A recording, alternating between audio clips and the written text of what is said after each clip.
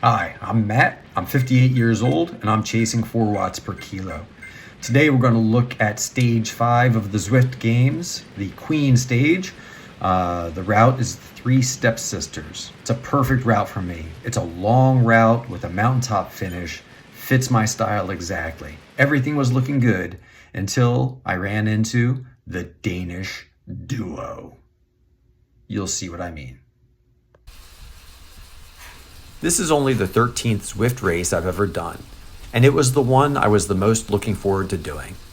At 149 pounds, or 67.5 kilos, I am a light rider who likes to climb. I am also pure diesel with no turbo whatsoever. Seriously, I have no sprint at all. So my perfect race route is long and hilly. The Three Stepsisters, with its steep finish on the grade, was just what I was looking for. Also, at the moment, I'm in the best cycling shape of my life, and I was well rested after recovery week. Finally, this was a Cat B race for riders with Zwift racing scores between 390 and 510. At the time of the race, I was a 475, so pretty strong for the group. I was hoping for a good finish. My strategy for the race was to stay at the front and go with any big breaks. I wanted to push the epic KOM reverse climb hard, and I was going to put a max sustained effort in on the grade at the end. I wanted a fast, hard race that would exhaust the sprinters and big riders and give me the best chance possible at the finish line. It's a long race, and to keep the video from getting too long, I'll fast forward for most of it and cut out some of the quiet segments. We'll slow down for the key moments.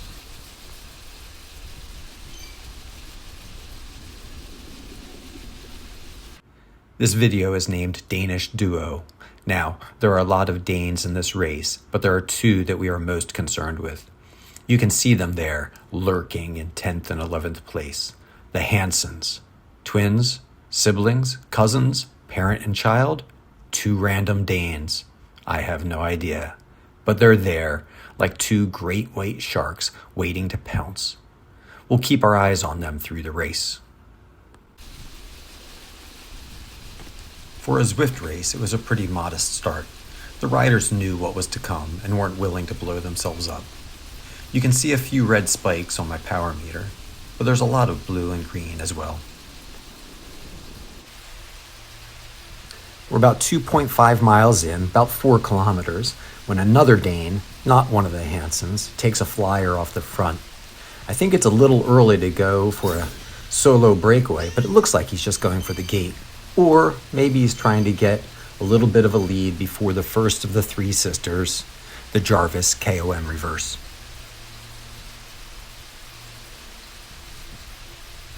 The Jarvis climb isn't particularly difficult, and I have no plans on really pushing it.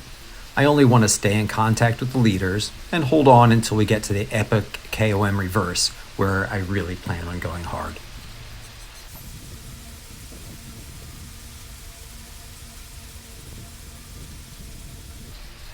The first part of the climb is pretty relaxed, but then two Danes, again not the Hansens, go tearing off the front.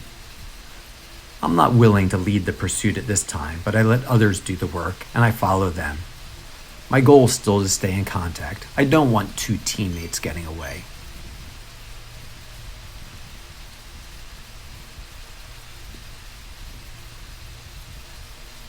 A Frenchman joins the two Danish teammates and a gap develops. The rest of us aren't willing to see them get away, and we start pushing it hard over the second part of the Jarvis climb.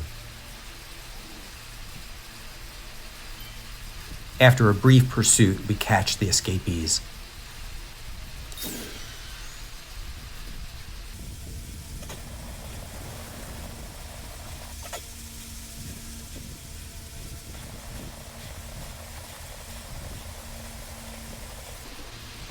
For the next 2 miles, or 3.2 kilometers, things are pretty chill. You can see by my power bar that it's become, in many parts, a Zone 2 ride. But then, at 5.9 miles in, M. Huard from Canada takes off on his own. For a while, it seems like we're content to let him go off by himself.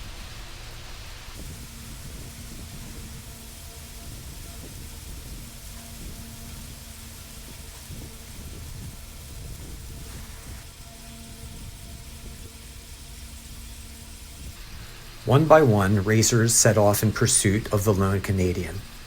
This is the part of the race where I am least pleased with myself, because I'm one of them. And for a time, I'm caught out in no man's land, doing threshold power all by myself.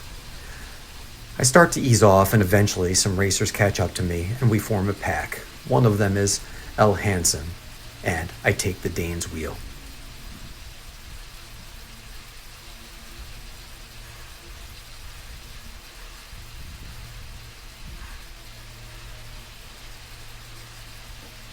The Canadian, Huard, hangs about 7 seconds off the front of the peloton for the next mile, or 1.6 kilometers. We're doing zone 2 power, and everybody seems content to let him dangle there until we hit the epic KOM reverse climb. Everybody knows it's coming.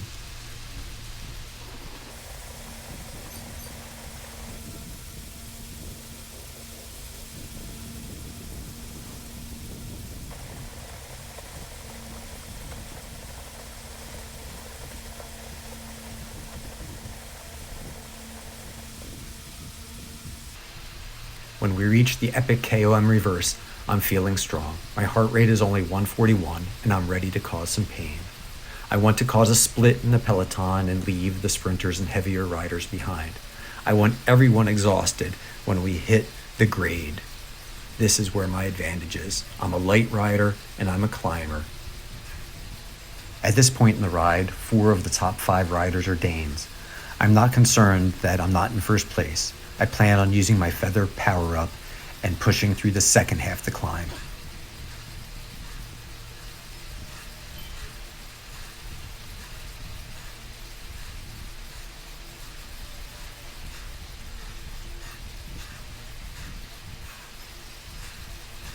I've taken the front and I feel good. As long as I keep my heart rate under 160, I'm not in any danger. The peloton's been damaged, it's broken in a couple of places, but we're not done yet.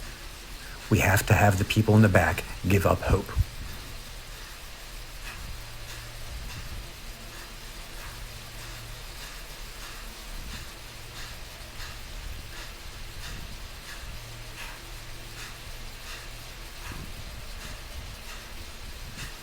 I get some help on the front as we cross the bridge, and I'm happy to have it.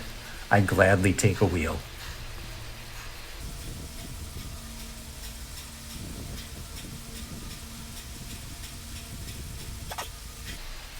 The next couple of miles sees the lead group working very well together. Different riders are taking the front, pulling their turns, and then rotating out. I see the 2 Hansens, the Canadian Huard is back, the Frenchman Bedet, A. Fitz from Austria, the Dutchman Berens, East from Switzerland. It's cool to see a group working so well together.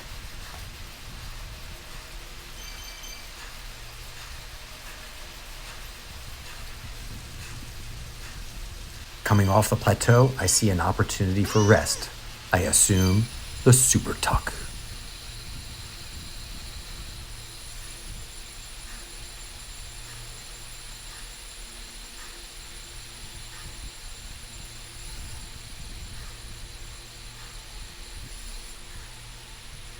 It works perfectly, and my heart rate drops from 135 to 117.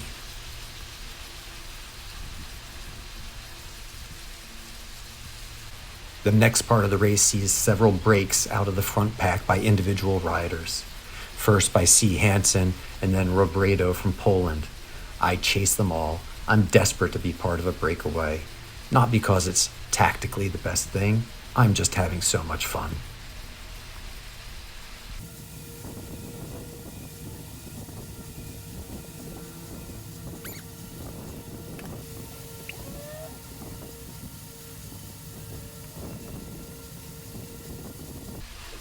When I pass Robredo, I give a cheeky elbow flick.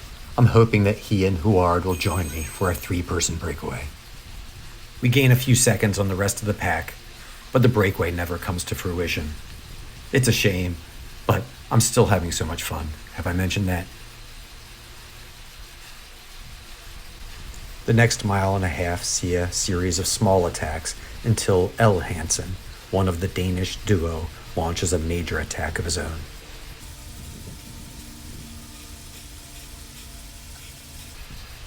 I try to claw him back on my own, but it's too much, and I have to fall back and let the cavalry come to my aid.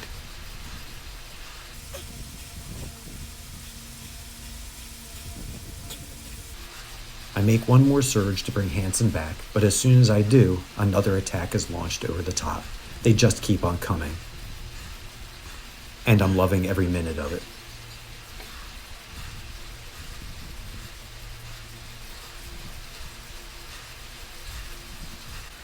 Over the past 4 miles, we've had a period of peace, a period of surges, and another period of peace. But now it's time for the grade, the final challenge.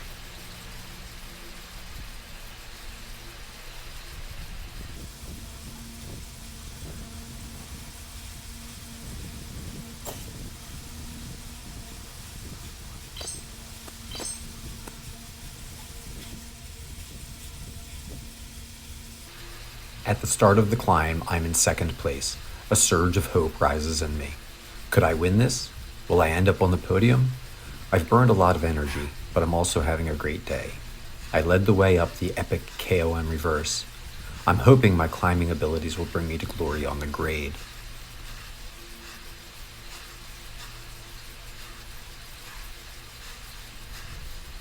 Early in the climb, I'm holding power that isn't sustainable. I'm trying to keep up with C. Hansen of the Danish duo, but I'm going to have to back off. My FTP is 255, and there's no way I can hold 280 or 300 watts for the entirety of the climb. I need to find a sustained pace that I can hold on all the way to the top.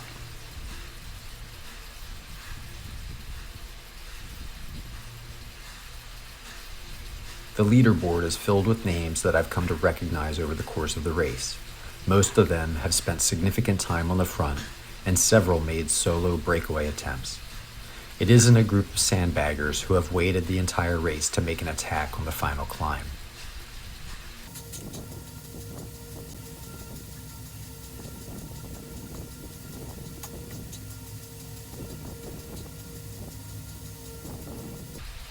As we reach the plateau and the Canadian Huard comes blazing past me, I realize that the chances of a podium are rapidly diminishing. Hansen has built a 22-second lead and shows no sign of fading. Still, I'm having a great race and can definitely capture a top 10 finish. I'll try to hold my FTP power to the top and hope other racers begin to fade. Huard and the Romanian Parasati start to leave me behind. I want to go with them, but I'm worried about blowing up with a good bit of the climb still to come. I stick with my plan and hold my FTP.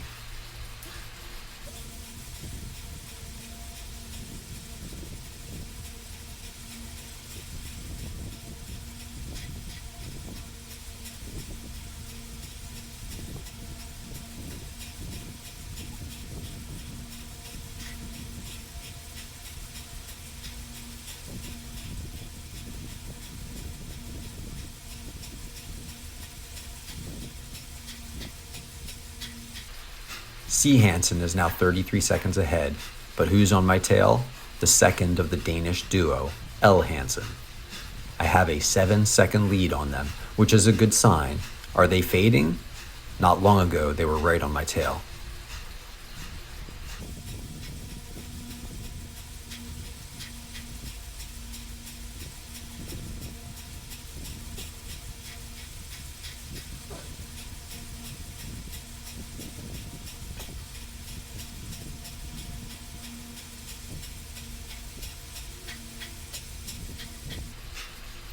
Three-quarters of the way up the climb, and some of the steepest sections are just ahead. Parasati is gapping me, and Hansen is closing in from behind. Still, I'm holding my power and feeling good. My heart rate is hovering around 150. Challenging, but sustainable. That might seem low to younger riders, but my max heart rate is 172. As is usual with me, it's not my heart and lungs that are holding me back, it's my legs. I just don't know how much harder I can push them.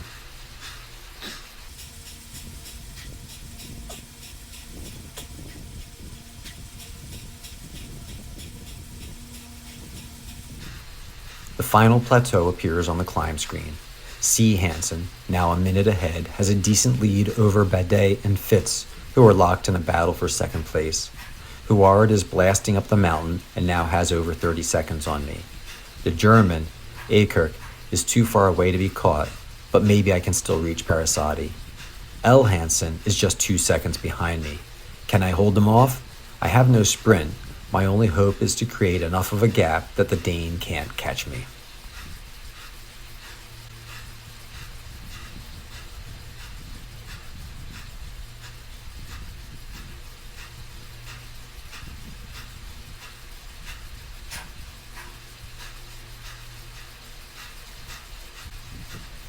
Ahead, I see the finish banners.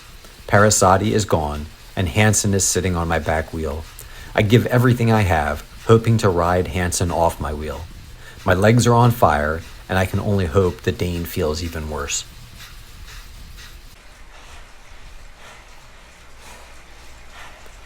My wishes go up in flames as Hansen crushes me with a final surge of power. I take 7th out of the 40 riders who started the race. The Danish Hansen duo have defeated me twice today.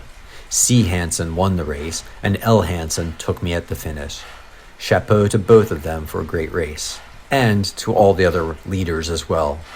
By far, this was the most fun I've had in a Zwift race.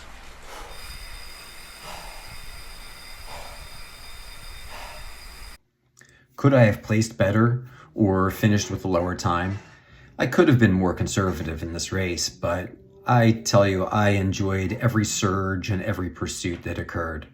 I had a great time, and I can't wait to come back for more. My name is Matt. I'm 58 years old, and I'm chasing 4 watts per kilo.